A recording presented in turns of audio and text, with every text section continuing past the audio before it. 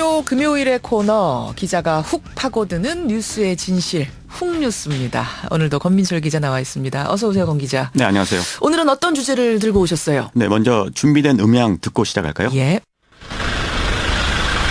아니, 한 말씀만 해주시면 되잖아요. 아, 몰래 뭐 나쁜 거 하러 오신 거 아니잖아요. 지금 들어가신 건지만 좀 말씀해 주시죠.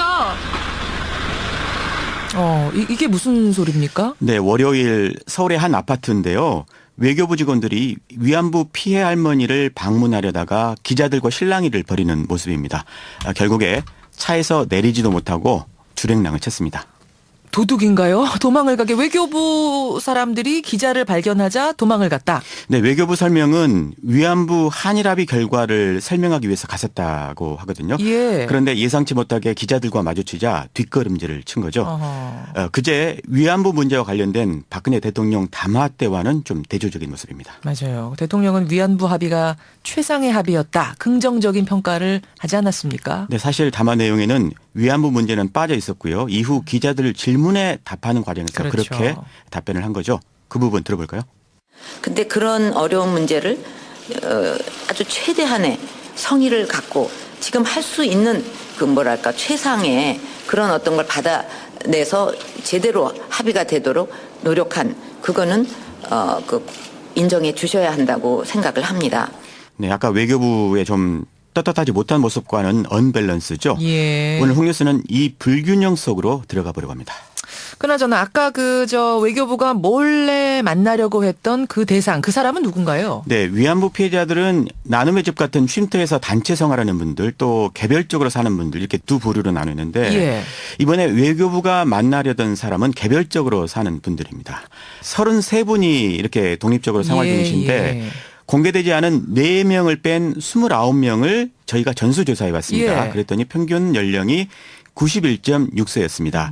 대부분 노안과 질병에 시달리고 있었고요. 의사표시도 못하는 분들도 적지 않았습니다. 그래요. 정대협의 안선미 팀장입니다.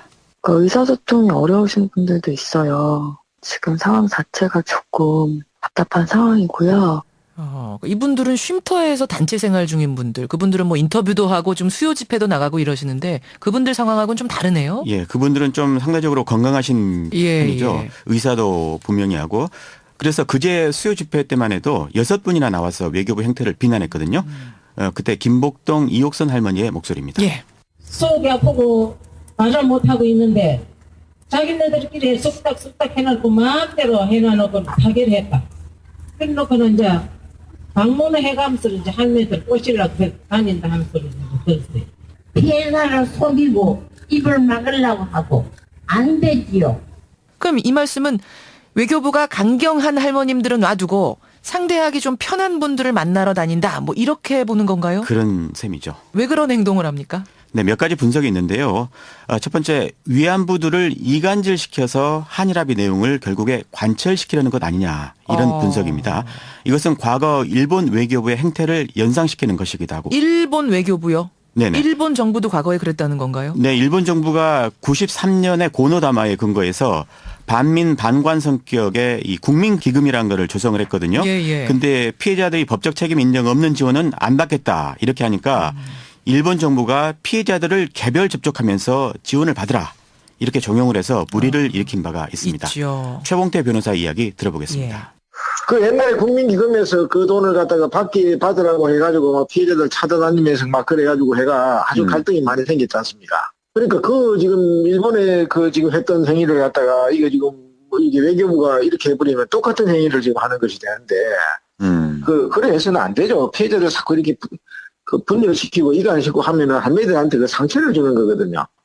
결국 할머니들을 찾아다니는 이유는 외교부가 이번에 한일 간에 합의한 그 지원금, 그 100억 원을 좀 수령하시라.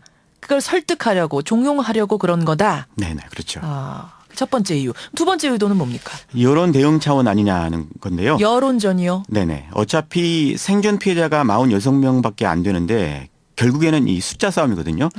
만약에 있지도 않은 찬성론자를 만들면은 여론이 수그러들 수 있겠죠. 국민 여론이요? 예, 실제 그런 작업이 목격되곤 합니다. 그러고 보니까 이 시간에 여야 외부 인사 1호들과 함께 이 문제를 토론한 적이 있었거든요. 그랬었죠, 저번 주에. 예, 새누리당 당시에 그 최진용 변호사가 출연을 했었는데 예. 할머니들 의견이 나뉜다 이렇게 했다가 여론을 호도한다는 비판을 받았죠. 그 부분 다시 들어볼까요? 그러죠. 할머니들 사이에서도 의견이 나눴습니다. 이 정도면 됐다 하는 부분도 적지 않았습니다. 다만 전부 이른바 만장일치가 되지 않는다고 하면은 그것에 대해서 반대한다는 그런 기본적인 스탠스가 있었기 때문에 그런 것이지 그 중에 있는 할머니들 중에서도 예. 이 부분에 대해서 불가피하다는 점을 이해하시는 분도 적지 않다는 점을 말씀드리고 싶고 네, 이런 식으로 일제 강제동원 피해자들을 공작을 해서 이 여론 물타기한 수법은 과거에도 있었거든요. 지난주 훅뉴스에서 강제동원 진상조사위원회 그게 이제 사라진 과정 쭉 살펴주셨잖아요. 그때도 유사한 사례가 있었죠. 그렇죠. 이 피해자 단체 31개 가운데 29개가 위원회에 반대한다. 이렇게 국회에 정부가 허위 보고해서 예. 결국에는 위원회를 없앴거든요. 그렇죠. 위안부와 관련해서도 정부로서는 이 피해자들 목소리가 매우 부담스러울 겁니다. 맞아요. 그래서 어제 경찰이 지금 정대협을 수사한다 이런 보도도 나오지 않았습니까? 그렇죠. 피해자와 지원단체 목소리를 어떻게든 틀어막는 게 관심사였을 겁니다. 정대협의 윤미향 대표 어제 저녁 시사자께 출연했는데요. 들어보시죠. 예.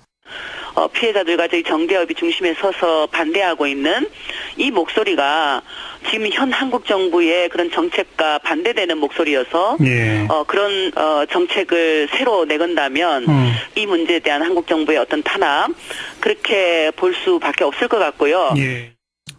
그러니까 수요 집회를 신고를 하고 집회를 했는데 신고한 인원보다 훨씬 많은 수가 모였다. 이거는 불법 집회다. 이렇게 해서 수사를 지금 한다는 거잖아요. 네. 외교부에다가 경찰까지 지금 위안부 피해자들을 통제하는 데 나선 게 아니냐. 이런 배경이 있으니까 대통령이 담화를 할 때도 좀 강한 톤으로 자신감을 내비친 거 아니냐. 뭐 이렇게도 좀 해석이 되네요. 네, 다시 그 외교부 이야기 이어가면요. 예. 대통령으로서는 외교부가 좀 든든할 겁니다. 왜냐하면요. 시키는 대로 착착 해주기 때문이죠. 어허. 이번 합의도 사실 대통령이 연내에 매듭 지어라 이렇게 하니까 외교부가 그렇게 작업을 한 거거든요.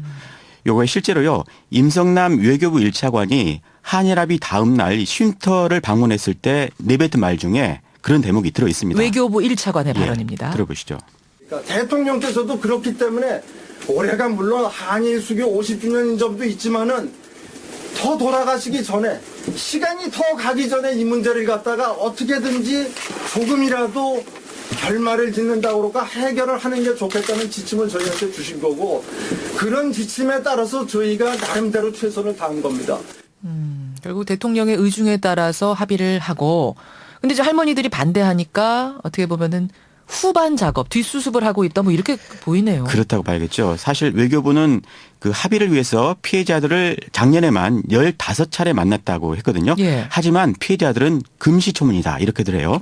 이옥선 할머니 음성 들어보시죠. 예. 할머니도 몰래 가만히 협의를 해갖고 우리 정부에서 우리 양반 할머니들 팔아먹는다 한 거지. 이 얼마나 우리가 억울하고 분합니까? 할머니들 몰래 이렇게 해가지고 우리 할머니들을 팔아먹으려고 한 거지 우리가 얼마나 억울하고 분하겠느냐 이런 말씀이에요. 네. 그렇다면은 최상의 합의였다라는 이제 담화 내용은 어떻게 되는 겁니까? 이 아버지 박정희 대통령이 한일협정으로 일제 피해 덮은 거를 그 이후에 정부들이 외교적으로 풀려고 한 노력을 간과한 대통령 발언이거든요. 예. 그리고요. 일본군이 관여했다는 식으로 대통령이 표현했는데 하지만 이 역시 문제가 있습니다. 왜냐하면 강간범이 말이죠. 강간에 관여했다. 이렇게 표현하지는 않거든요. 강간범이 관여했다라는 표현은 맞지 않는다. 그렇죠. 사실 어제 말이죠. 일본 여당 정치인 한 명이 위안부는 매춘부였다. 이 망언을 해가지고 또 한 번 우리를 분노하게 하지 않았습니까? 네. 일본이 정말 진정으로 사과를 하고 있는 건지 사죄하고 있는 건지 늘 의문인데 여기에다가 우리 정부 인식까지 이렇게 좀 안일하다면 상당히 곤란해요. 네, 이번에 합의가 또 불가역적이지 않습니까? 위안부 문제 실상이 어땠는지 알지도 말고 꺼내지도 말자 이런 뜻이죠. 그렇죠. 그러면은 역사적 진실은 덮이고 일본 역사에도 이 위안부 부분은 영원히 지워질 수밖에 없을 겁니다. 예. 우리 국민들의 인식이 지금 정부 인식, 대통령 인식과 차이가 크다는 게 뭐 여러 여론조사 결과 지금 드러나고 있는 상황에서 이래저래 절망감이 커지는 아침입니다. 권민철의 훅 뉴스였습니다.